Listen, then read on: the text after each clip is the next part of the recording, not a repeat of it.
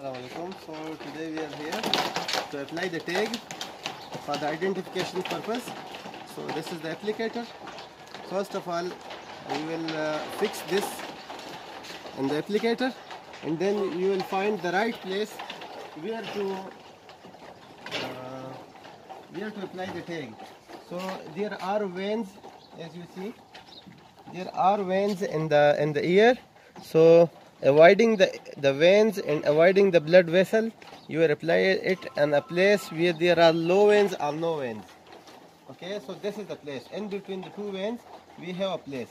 So we will just apply it here.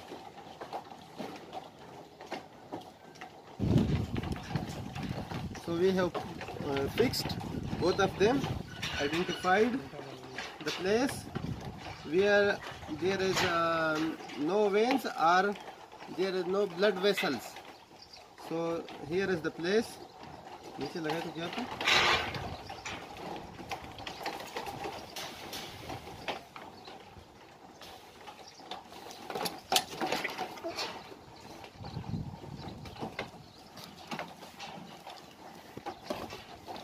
Here is beautiful tag.